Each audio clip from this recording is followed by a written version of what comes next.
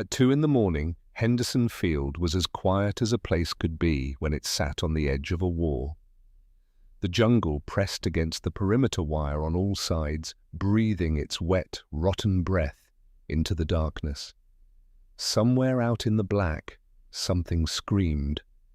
An animal, or the trees themselves, nobody ever knew for certain. The men who had been on Guadalcanal long enough had stopped flinching at the sound. They had bigger things to lose sleep over. Inside the command tent, a single lantern burned. Clifton Harlan sat alone at a folding table, his flight jacket hanging open, a cup of cold coffee sitting untouched at his elbow.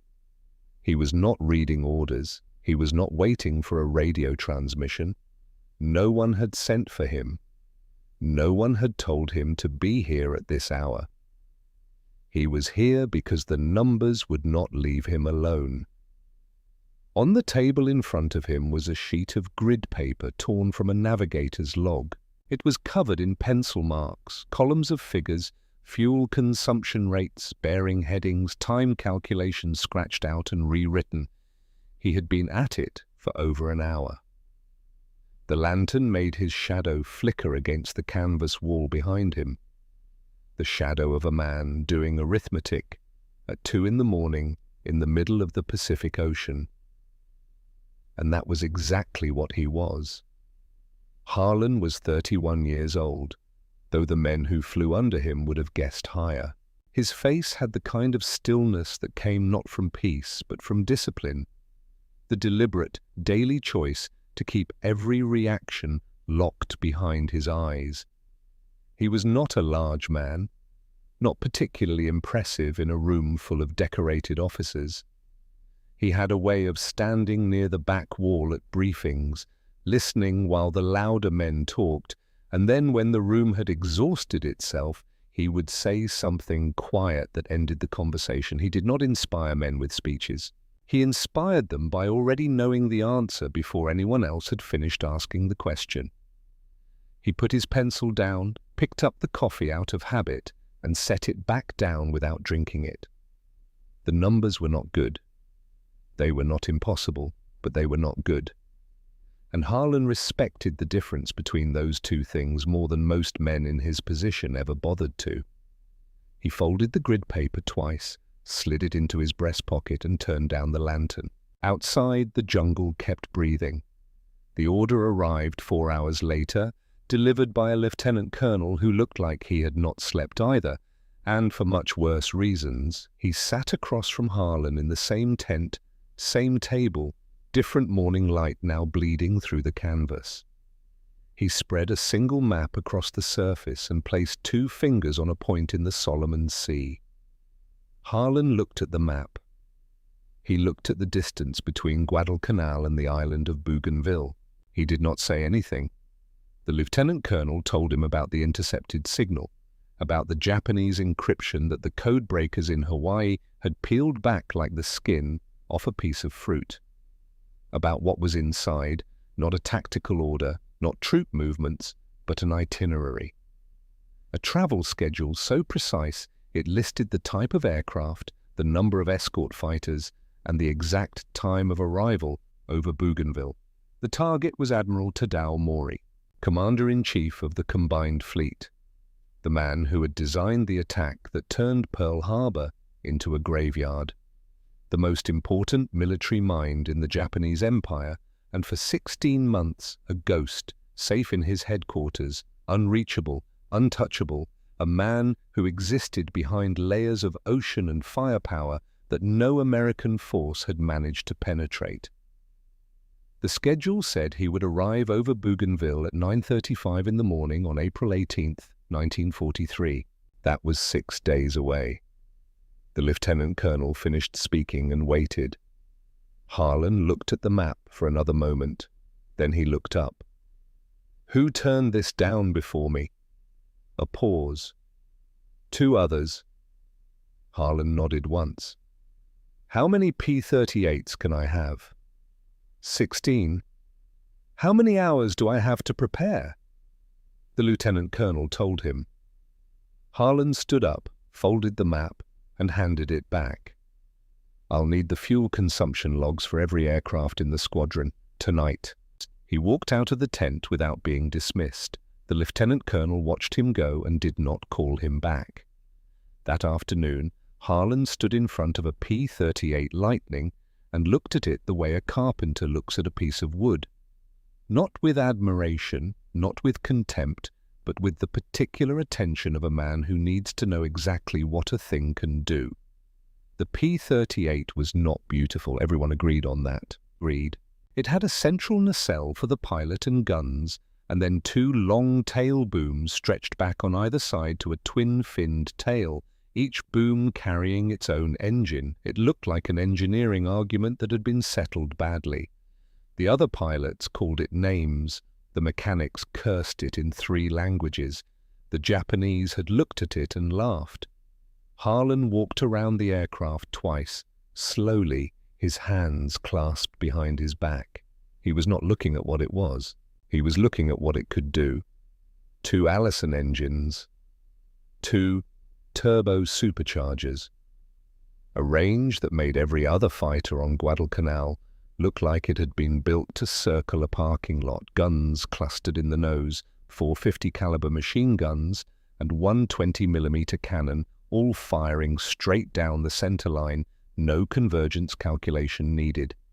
If you could put the sight on something, the something was finished. The problem was not the airplane. The problem was distance and weight and the laws of physics, which did not make exceptions for urgent military operations.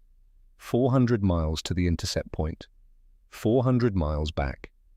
The route could not be direct. Japanese radar stations and lookout posts covered every straight-line path. The actual flight path would swing south, then west, then north, in a long hook around the Solomon Islands, adding hundreds of additional miles to a trip that was already at the edge of what was possible. The entire outbound leg had to be flown at 50 feet off the water to stay below radar, which meant maximum fuel burn at maximum stress from takeoff to intercept. He had done this calculation the night before, on that sheet of grid paper in his breast pocket. He already knew the answer. The standard P-38 fuel tanks would not be enough. He went to find the engineering officer. The engineering officer's name was Staudeman. He was a capable, careful man who wore his technical knowledge like armor and refused to take it off under any circumstances. Harlan told him what he needed.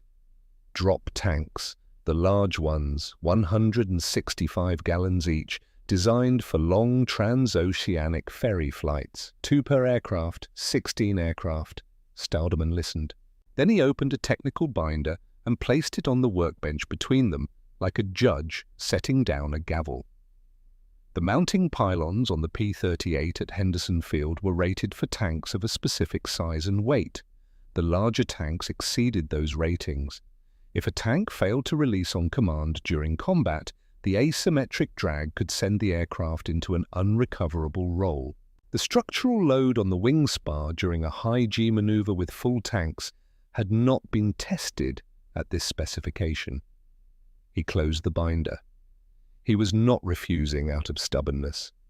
He was refusing because the math said no, and in his world, math was the final authority. Harlan stood there for a moment. He looked at the binder. He looked at Staudeman. "I understand," he said. He went back to his tent, sat down at the same folding table and took out a blank authorization form. He wrote out the modification order. 16 aircraft, non-standard external fuel tanks, engineering variants required. He listed the tanks, the mounts, the fuel lines. In the authorization field at the bottom, where a senior officer's signature was supposed to go, he wrote his own name. Clifton R. Harlan, Major, 339th Fighter Squadron. He folded the form once, placed it in his breast pocket beside the grid paper, and sat for a moment with his hand flat against his chest. If those tanks cracked a wing spar on takeoff, if one of his pilots turned into a fireball at the end of the runway, that piece of paper would follow him into a court-martial, and he would have nothing to say in his defense except that he had done the arithmetic and decided the mission was worth the risk. He had done the arithmetic. He had made that decision. He slept 4 hours and woke before sunrise.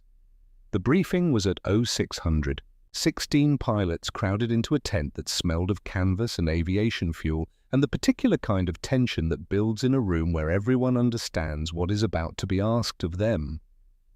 They were young men, most of them farm boys and mechanics and former college students who had learned to fly government airplanes and found themselves on an island at the bottom of the Pacific, wondering how their lives had arrived at this particular Tuesday morning. Harlan did not give them a speech. He did not talk about Pearl Harbor. He did not talk about the men they had lost. He had seen officers do all of that, and he had watched the faces of young pilots during those speeches, and he knew what was behind the expressions that looked like inspiration. It was fear wearing a mask, and the mask only held as long as the words kept coming. He put a map on the table. He traced the route with one finger. The long hook going south, then west, then north, the intercept point over the coast of Bougainville. He read the numbers out loud. Distance, time, fuel load, arrival window. Then he looked up. The intercept is set for 9:35. If we arrive early, we get spotted and it's over. If we arrive late, he lands and it's over. Our margin is 60 seconds. Not 2 minutes, 60 seconds. He paused. Seconds. We fly in total radio silence from wheels up to intercept. No exceptions, a single transmission, and we are flying into a trap. The tent was quiet. The route requires dead reckoning across 400 miles of open water with no radio beacons and no landmarks. I'll be leading. You will follow my heading changes and trust them. If you develop a mechanical problem on the outbound leg, you turn around and go home. You do not signal, you do not wait for permission, you go home. He folded the map. We take off at 0730. He was already moving toward the tent entrance when a voice came from the back. Who gets credit if this works? Harlan stopped. He turned around slowly. The man who had spoken was Derek Voss, a capable pilot with quick hands and sharp instincts, the kind of officer who would have risen fast in peacetime. He was leaning back with his arms crossed, and there was something in the angle of his chin that said the question was not entirely casual. Harlan looked at him for a long moment, not with anger, not with contempt. With the same flat, measuring attention he had given the P-38 the afternoon before. He did not answer the question. He walked out. Across the tent, sitting in the front row with his flight helmet resting on one knee, Cole Briggs had not moved. He was 24 years old, from a small county in Oregon that most people on the East Coast could not have found on a map. He had grown up driving tractors on his father's land, learning to read weather by looking at the color of the sky, learning to fix engines by taking them apart with his own hands and understanding how they worked from the inside. He was not the kind of man who asked questions at briefings. He was the kind of man who showed up at the airplane first and left last. He stood up, tucked his helmet under his arm, and walked out into the morning light without saying a word. By 07:15, 16 P-38 sat on the runway at Henderson Field with their engines running. The big non-standard tanks hung from the wings like afterthoughts, bulbous and graceless, pulling the sleek lines of the aircraft down into something that looked like it should not fly at all. The wing pylons groaned faintly under the load. The planes sat lower to the ground than they were supposed to. Harlan climbed into his cockpit and ran through his pre-flight checks. He tested the controls.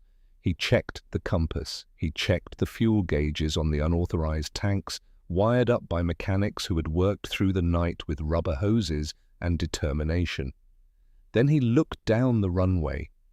The trees at the far end were a wall of green waiting to happen. He pushed the throttle forward. The P-38 began to move.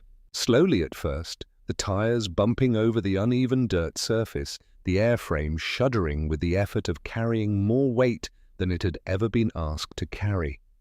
The engines climbed in pitch, the trees rushed closer. The end of the runway was running out. Harlan pulled back on the stick. For a long moment, the airplane did not want to go. It was too heavy, it had too much weight on its wings, and not quite enough runway left to argue with gravity. Then the wheels left the ground. The trees passed beneath him, close enough that he could have counted the branches. He was not looking down. He was already calculating the heading for the first leg of the route. Behind him, one by one, 15 more P-38s pulled themselves off the dirt and climbed into the blue Pacific air. They banked west over the water and dropped down to 50 feet above the waves. The hunt had begun. 50 feet above the Pacific Ocean is not flying. It is something older than flying, something that belongs to the part of the human brain that still remembers being prey. At that altitude, the horizon disappears. There is no sky below you and ocean above. There is only the water, close enough to touch, close enough to kill, rushing past at 200 miles an hour in a grey-green blur that never changes and never ends. The swells were running 4 to 6 feet that morning. Not violent, not dramatic, just the ordinary, indifferent breathing of an ocean that did not care about the war or the men skimming its surface or the mission that had brought them here. Each swell rose and fell with the patience of something that had been doing this for 10 million years and intended to keep doing it long after every airplane and every pilot and every admiral on both sides of this conflict had turned to dust. Clifton Harlan flew with both hands on the controls and his eyes moving in a constant triangle. Compass, altimeter, ocean surface, compass, altimeter, ocean surface. The altimeter could not be fully trusted this close to the water. Barometric pressure shifted, readings lagged. The real reference was the ocean itself, and reading it meant watching the shadows on the wave faces, the white foam at the crests, the slight darkening of the water that told you a swell was building before it fully formed. His father had been a surveyor. He had taken Harlan out on jobs as a boy, taught him to read land the way other fathers taught their sons to read books. "You look at the ground," his father had said, "and the ground tells you everything, where the water runs, where the rock sits, where the soil will hold, and where it will give way. You just have to learn the language." Harlan had learned the language of ground. He had spent 20 years learning the language of air. Now he was translating both 50 feet above a moving surface, 400 miles from anything that mattered. He checked his watch. 7:52. 18 minutes since wheels up. Behind him, strung out in a loose formation, 15 P-38s held their positions and held their silence. The radio silence was not a rule that required enforcing. Every man in the formation understood what a single transmission would mean, not just for the mission, for themselves. The Japanese listening posts were active, constantly sweeping the frequencies, triangulating any signal that broke the static. One keyed microphone, one accidental click, one pilot who flinched at the wrong moment and reached for his radio out of reflex. That was all it would take. So the 16 men flew in the particular loneliness that exists only inside a cockpit at low altitude over open water. Surrounded by the roar of their own engines, unable to speak to the man 10 yards off their wingtip, locked inside their own heads with nothing to do but think and fly and not make mistakes. Cole Briggs flew third in the killer section behind Voss. He did not think about the mission in large terms. He had found, in his years of combat flying, that large terms were useless in a cockpit. The mission was too big to hold in your hands. So, you broke it into pieces. Right now, the piece was this: maintain formation, maintain altitude, maintain speed. The next piece would announce itself when it arrived. He thought about the P-38 instead. The Lightning had a particular feel under his hands, different from every other aircraft he had flown, a kind of solid mass that did not dance with the air but pushed through it, deliberate and entirely sure of itself. Other pilots complained about its weight. Briggs had never understood the complaint. Weight meant substance. Substance meant that when you pointed it at something, it stayed pointed. He watched Harlan's aircraft 3 positions ahead and matched every small correction without being told. Left 2 degrees right 1, nose down a fraction as a swell rolled beneath them. He read the lead aircraft the way his father had taught him to read the sky, not waiting for the change to become obvious, but watching for the first small sign that a change was coming. Voss flew between them, and Briggs noticed, without thinking about it particularly, that Voss's corrections always came a half-second after Harlan's, never before. There was a difference between a man who anticipated and a man who reacted, and Briggs had learned to see it early. At 09:12, Harlan's eyes found the wave pattern beneath his aircraft, and something changed in his chest. Not alarm, not quite, but the particular alertness that comes when the physical world says one thing and the numbers say another, and the gap between them is too large to ignore. The swells were running at the wrong angle. He had studied the weather report the night before with the same attention he gave everything, not because he trusted weather reports, but because understanding their limitations required understanding their assumptions first. The report had predicted winds at sea level running southwest at approximately 12 miles per hour. The swell pattern he was looking at now was not consistent with a 12-mile-per-hour southwest wind. The swells were steeper, the crests choppier, the surface texture carrying the roughness of a wind that was stronger and more westerly than predicted. He looked at his compass. He looked at his watch. He did the arithmetic. 78 minutes since wheels up. At the predicted wind condition, they should be here. At the actual wind condition, 7 miles per hour stronger, bearing shifted. They were not here. They were displaced. The entire formation had been pushed incrementally off its intended track for the past hour and 18 minutes, and the displacement was not dramatic enough to see in any single moment, but was now, accumulated over time, significant enough to matter enormously at the far end of 400 miles of open ocean. If he did nothing, the formation would arrive at the intercept point miles from where Maury's aircraft would be. He could not use the radio. He could not call back to base for updated weather data. He had his compass, his watch, and the wave pattern beneath him, and from those 3 things he had to decide right now what the correct adjustment was. He thought about the grid paper in his pocket, the calculations he had worked through alone at the folding table 2 nights ago, running the numbers through a dozen different wind scenarios, not because he expected any single scenario to be exactly right, but because the exercise built a map in his head, and now he needed that map. 4 degrees north, wind from this direction at this strength, displacement over this time at this speed. That was the correction. He took one more look at the swells. He trusted what they were telling him. He raised his hand and gave the signal, a slow, deliberate turn of the fist, indicating a heading change. No drama, no explanation, just the signal, made clearly enough that every pilot in the formation would see it. He banked 4 degrees to the right and held it. Behind him, 15 aircraft followed without hesitation. They did not know why. They knew who was leading, and they had decided before they left the runway that this would be enough. Harlan looked back at his compass and said nothing, to no one. The ocean moved beneath them, vast and without memory. Inside the cockpit of a Mitsubishi Betty bomber at 4,000 feet, Admiral Tadao Mori looked out the window and watched the island of Bougainville rise from the sea.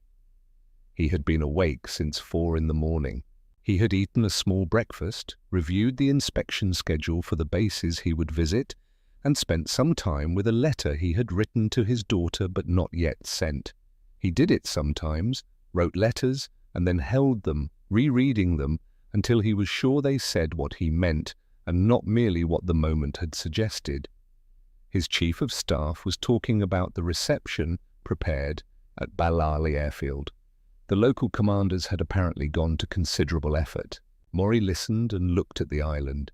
He was 59 years old, and he had been at war, in one form or another, for most of his adult life. He understood war the way a surgeon understands the body, not with enthusiasm, but with the clinical respect of a man who has spent too long inside the thing to be surprised by it anymore. He had known, before the first bomb fell on Pearl Harbor, that Japan could not win a prolonged industrial conflict with the United States. He had said so to the men who outranked him and chose not to hear it. He had designed the attack anyway, because he was ordered to, and because if it had to be done, it was better done correctly than badly. But he had never confused executing a strategy with believing in it. His chief of staff asked if he was ready to begin the descent. Maury turned from the window. "Those men came a long way to be on that island," he said quietly. "The least I can do is be on time." He adjusted his white gloves and looked at his watch. 9:31. By the Admiral's watch. 1 minute earlier, 4,000 feet below and 4 miles back, Harlan had already signaled the final turn north. The last leg. The hook was complete, and now they were flying directly toward the coast of Bougainville, with the intercept point 4 minutes ahead. The tension in the formation changed. Harlan could feel it even across the physical distance between aircraft. Not see it, not hear it, but sense it the way you sense a change in pressure before a storm. The pilots were checking their guns, flipping safeties, running through combat checks they had drilled until the sequence lived in their hands rather than their heads. Harlan checked his own guns and did not allow himself to think about whether the intercept would materialize. Either the math was right or it wasn't. Either Maury's aircraft was where the schedule said it would be, or it wasn't. He had adjusted for the wind at minute 78, and he had trusted that adjustment, and he was either about to be proven correct or he was leading 16 men on the longest, wasted flight in the history of the United States Army Air Forces. He did not allow himself to think about which. The coastline of Bougainville came up through the haze, dark green mountains draped in cloud, the jungle pressing all the way down to the water's edge. Harlan checked his watch. 9:32. He scanned the sky. Nothing. 9:33. The coast was close now, the jungle enormous and absolute below them. He held his course. He did not circle. He did not search. Searching implied doubt, and doubt at this moment would communicate itself to every pilot behind him in ways that had nothing to do with words. He trusted the time. The sky was blue and empty and completely without answers. 9:34. The jungle was directly below them now. They were running out of ocean. Another 30 seconds and they would be past the intercept point, and the question would answer itself in the worst possible way. An empty sky, 1,000 miles of flying, one pilot who was never going to come home regardless, and nothing to show for any of it. Then Frank Delaney's voice broke over the radio. It was the first human voice any of them had heard in 150 minutes, and it arrived with the quiet certainty of a man who has been waiting patiently for exactly this moment and is in no hurry now that it has come. 3 words. Bogies, 11 high. Every head in the formation snapped left and up. Against the dark green wall of the Bougainville Mountains at 4,000 feet, 2 Mitsubishi Betty bombers were cruising with the unhurried confidence of aircraft that have no reason to believe the sky is anything other than completely safe. They were painted in jungle camouflage, heavy and slow, their wings steady, their formation impeccable. Flanking them in a protective weave above and below were 6 Zero fighters, dancing with the easy precision of pilots who had done this flight before and expected to do it many times again. The Japanese formation was exactly where the schedule said it would be. Harlan looked at his watch. 9:34, 1 minute ahead of the intercept time. His 4-degree correction at minute 78 had brought them here. The math had held. The The wave pattern had told him the truth, and he had listened, and it had been enough. He did not allow himself a reaction. There was no time for one. He raised his hand, made a fist, and opened it, the signal to drop external tanks. 32 large metal tanks tumbled away from the wings of 16 aircraft and fell toward the ocean below. For a moment the air was full of falling metal, catching the morning sunlight, turning end over end on their way to the sea. The P-38s lurched upward, suddenly light, suddenly alive. The wings that had been groaning under unauthorized weight for 150 minutes found their proper geometry and held it. The Allison engines, freed from the drag of 660 gallons of dead weight, climbed in pitch and power. The airframe stopped shuddering and started cutting. Harlan pushed the throttle through the gate. The ugly airplane that nobody wanted became something else entirely. He pulled back on the stick, and the P-38 clawed for altitude, rising toward the two fat bombers and their escort of 6 Zeros, rising toward the man who had designed the attack that started all of this, rising out of the dead zone above the waves and into the last 60 seconds of the longest approach in the history of the war. Below him, one thought arrived and passed without drama. The numbers had been right. Everything after this belonged to other men. From 4,000 feet, a Betty bomber looks like a whale that has learned to fly and is not entirely comfortable with the decision. Harlan watched the formation fracture from above, watched the two bombers bank hard and dive for the tree line, watched the 6 Zeros roll over and come down in the aggressive, practiced way of pilots who have done this many times and know exactly what they are doing. The Japanese reaction was fast, faster than the briefing had assumed. Whoever was flying those Zeros had good eyes and good instincts and had recovered from the surprise in seconds rather than minutes. One P-38 had banked too sharply during the climb.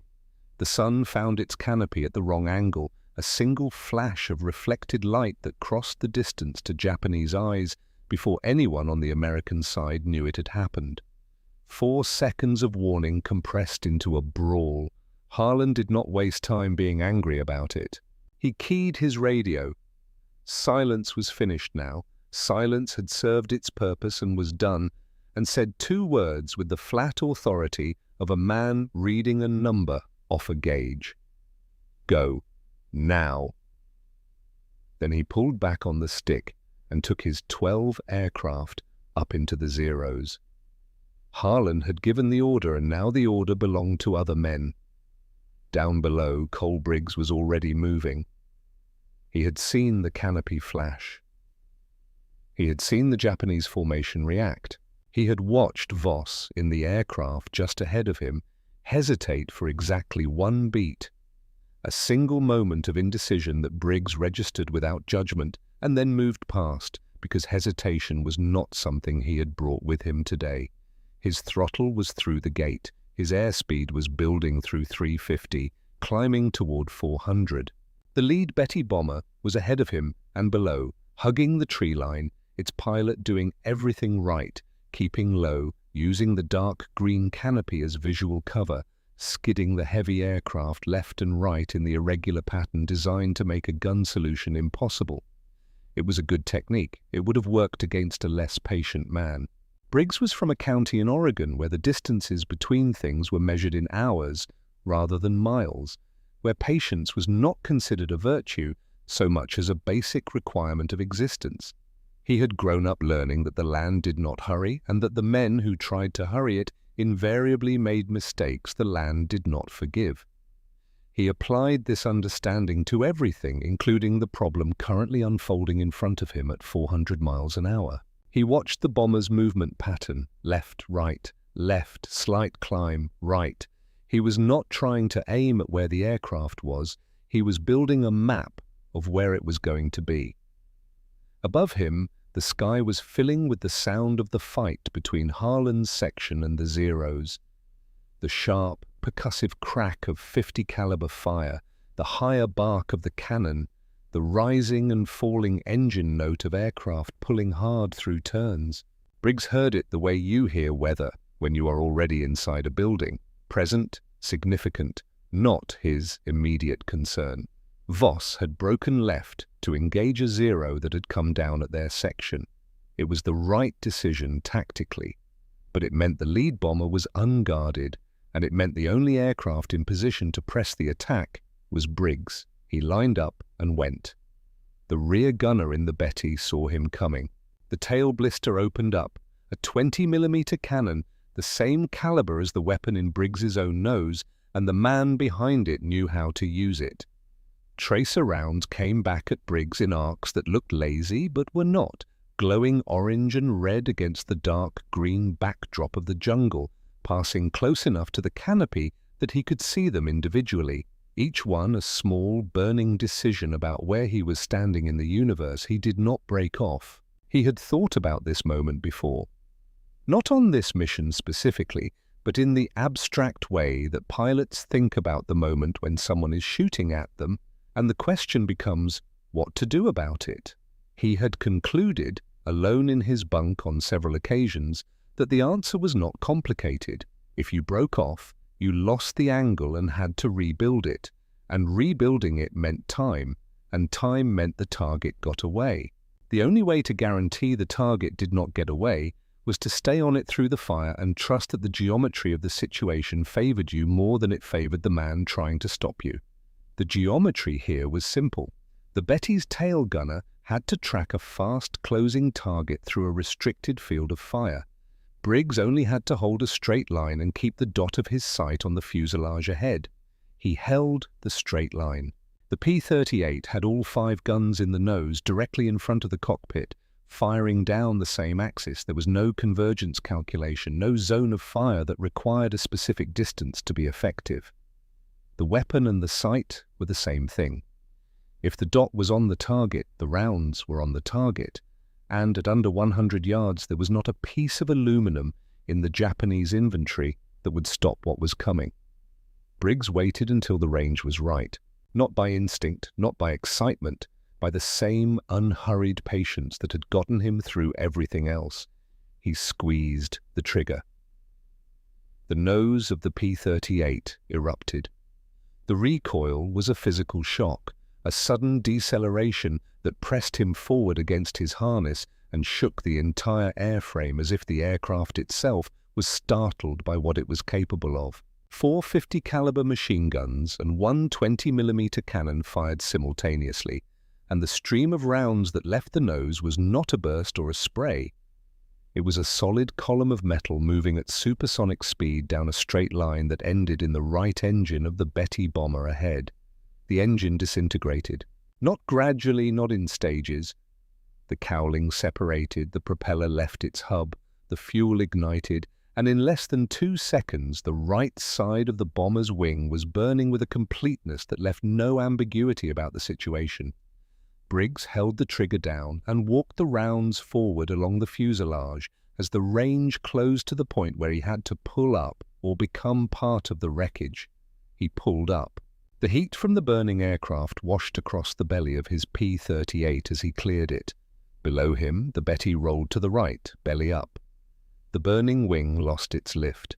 The aircraft stopped flying and started falling, and it fell through the canopy the way a heavy thing falls through something that was not designed to stop it.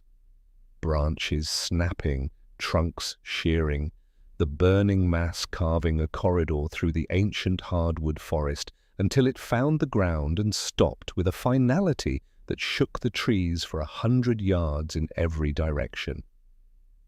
Briggs did not watch it hit. He was already looking for the next problem. High above, Clifton Harlan was managing chaos. The Zeros were good. The Zero was arguably the finest dogfight aircraft in the Pacific theater. Light, impossibly maneuverable, flown by men who had been doing this since before Pearl Harbor and had not forgotten how. In a slow-turning fight, a Zero would take a P-38 apart with methodical efficiency. Harlan did not fight a slow-turning fight. He used the P-38 the way it was designed to be used, slashing attacks, high-speed passes, the kind of combat that favored raw power and climb rate over turning radius. Dive, fire, extend, climb back to altitude before the Zero pilot could reverse and reacquire. It was not elegant. It looked nothing like the newsreels. It looked like a larger animal repeatedly hitting a smaller, faster one and refusing to let it set its feet. Below him, he watched the first Betty go down through the tree line. He watched the smoke rise above the jungle canopy, dark and permanent against the morning sky. The second Betty was running for open water, trying to turn back toward the Japanese base at Balele. From his altitude, Harlan watched Ray Winslow's aircraft peel away from the formation and give chase, diving after the fleeing bomber with everything the Allison engines had left. Then Winslow's aircraft began to smoke. It was thin at first, a grey thread trailing from the left engine, the kind of smoke that meant something important inside the airframe had stopped functioning as intended. Harlan watched the altitude bleed away in increments that his arithmetic said could not be recovered. He watched the aircraft fall back from the pursuit, losing ground, losing height, the smoke thickening as the seconds passed. He watched long enough to know. Then he looked forward and gave the order. Climb and run, now. Go home. The P-38s went vertical, all of them simultaneously, the twin Allison engines screaming at war emergency power, pulling away from the remaining Zeros with the brutal efficiency of aircraft that was simply faster in a straight line than anything trying to chase them. The Zeros peaked out, their engines unable to sustain the climb rate, and fell away below. Harlan did not look back at where Winslow had been. He pointed his aircraft south and flew. The flight home was a different kind of suffering. The outbound leg had been sustained tension. The slow accumulation of everything that could go wrong compressed into 150 minutes of silence and calculation. The return leg was the release of all that tension at once, which was its own particular cruelty. The adrenaline dropped and left behind it a shaking exhaustion that lived in the hands and the legs and behind the eyes. Harlan flew at 20,000 feet on the way back, high enough to catch what tailwinds existed, leaning the fuel mixture to the edge of what the engines would tolerate. He had been doing the fuel arithmetic in his head since the moment he dropped his tanks, and the arithmetic had not improved with time. The numbers were survivable, barely, conditionally, assuming no headwinds and no mechanical issues in the next 90 minutes. He did not share this calculation with the formation. They knew any pilot who could read a fuel gauge and a clock could do the math. But there was a difference between knowing something and having it confirmed aloud by the man in front of you, and Harlan saw no advantage in the confirmation. Henderson Field appeared on the horizon at shortly after noon, the coral runway a pale stripe in the green of Guadalcanal's coast, the most unremarkable piece of geography in the Pacific, and at this moment the most important thing Harlan had ever navigated toward in his life. He set up his approach with both fuel gauges reading below the red line, not at the red line, below it. He had been nursing the engines for the past 20 minutes, holding altitude, watching the needles, and running the same arithmetic over and over, and arriving at the same answer. Close enough. Maybe. His wheels touched the coral. Both engines quit. Not simultaneously. The left went first, then the right, within the same second. The silence arriving with a completeness that was almost peaceful after 4 hours of twin-engine noise. He rolled on momentum down the runway, the aircraft decelerating naturally, the coral providing just enough friction. He turned off the active runway by inertia alone and stopped. He sat in the cockpit without moving. Then he reached into his breast pocket and took out the folded authorization form. The grid paper came out with it, the calculations from 2 nights ago, the fuel columns and bearing headings and wind scenarios he had worked through alone at the folding table. He looked at the numbers one more time. The arithmetic had been right, every line of it. He let the grid paper fall, It landed on the floor of the cockpit, and he left it there. The authorization form he folded back up and put in his pocket. He climbed down from the wing.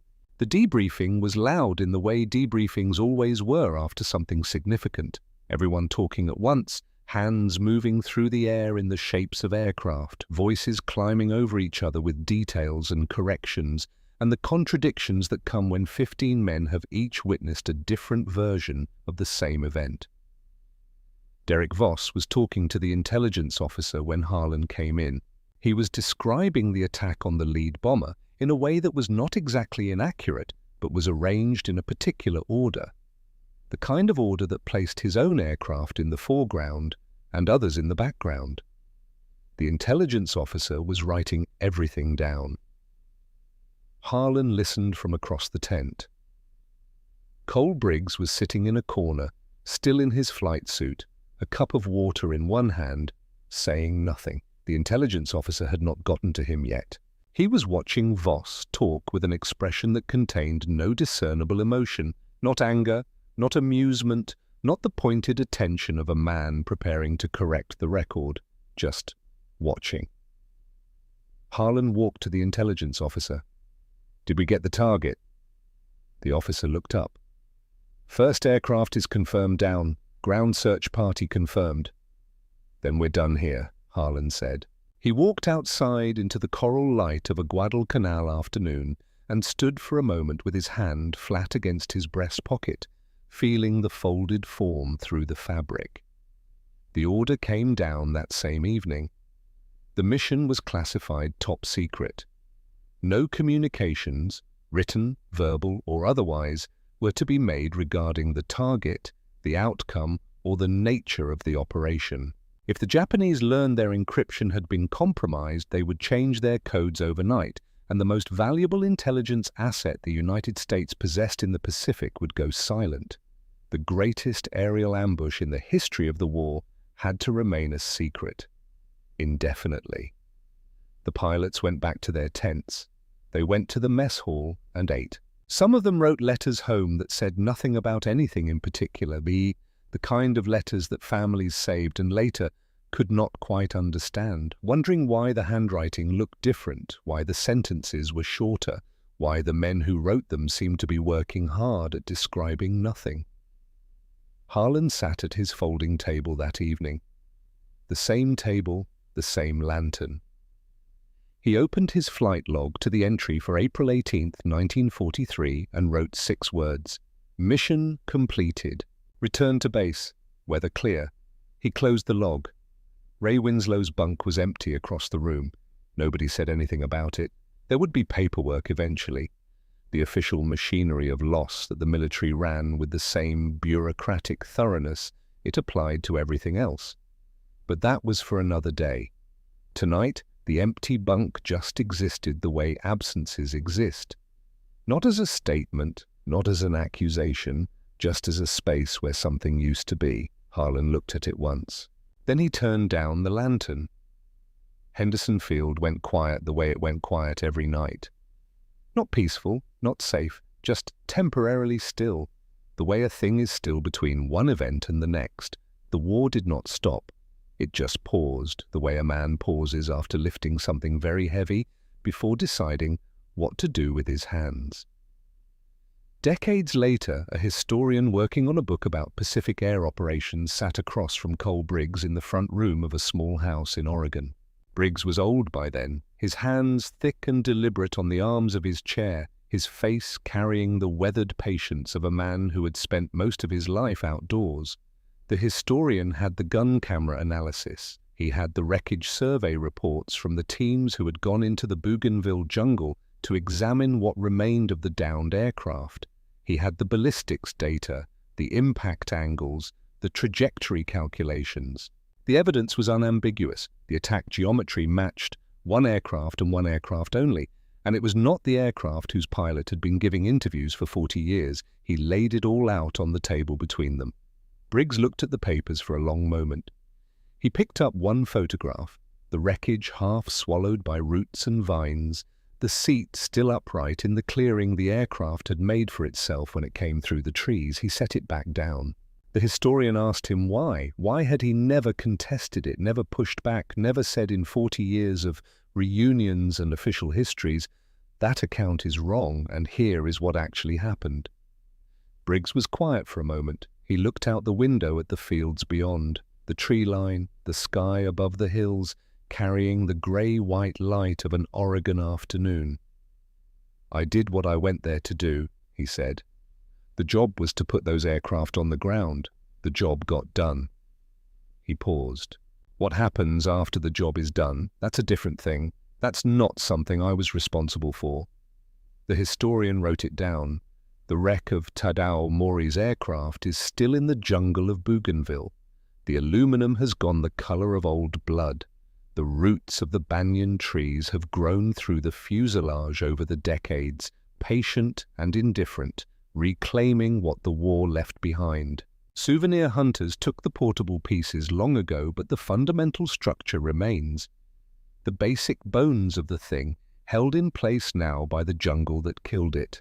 The seat is still there. Mori was found in it the morning after the ambush, upright, his white-gloved hand resting on the hilt of his sword. He had died in the air before the aircraft reached the trees, 2 rounds. Whatever the jungle took from that wreckage in the decades that followed, it could not take that. The fact that when the moment came, he had been sitting straight, facing forward, the way he had sat through every briefing and every inspection of his career. He had been, in the end, exactly on schedule. Clifton Harlan kept the authorization form in the inside pocket of every jacket he owned for the rest of his life, not as a trophy, not as proof of anything. Just as the specific weight of a decision made alone, before dawn, when nobody was watching, and the outcome was uncertain, and the only thing standing between the right answer and the wrong one was whether you trusted your own arithmetic. He had trusted it. On the morning of April 18th, 1943, that had been enough.